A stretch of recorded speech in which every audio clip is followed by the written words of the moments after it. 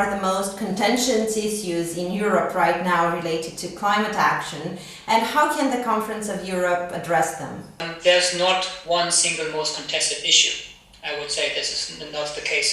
What we do have is controversies on national targets, on how to design the emission trading scheme, or, and I think that is really important for the conference, on how to phase out harmful subsidies.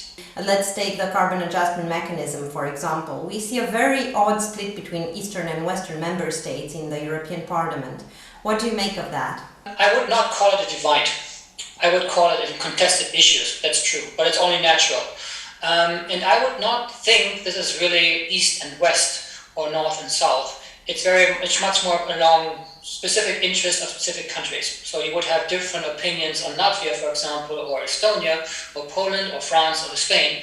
So that's very normal. So I would think we are looking at a policy field that is contested, but it's not cause for division. I don't think there's, the path forward.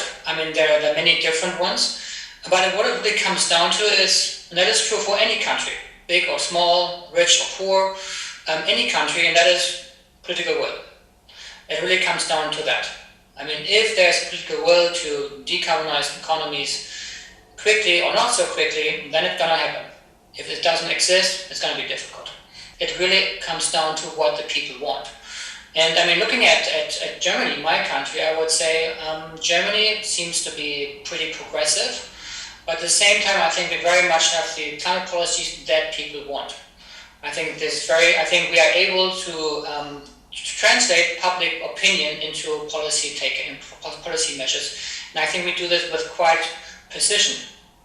So there's a lot of agreement on, yes, we need to tackle climate change, we have to reduce emissions. There's a lot of agreement on this needs to be done through investments, solar panels, windmill, charging stations for electric vehicles. So all these things are really much happening.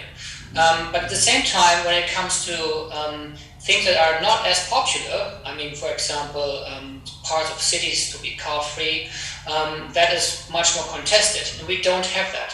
So I think we are functioning democracy in a way, and that's why we have the climate policy that we want.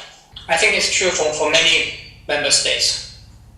I think that's really a great value, I would say, because it also tells you what has to be done.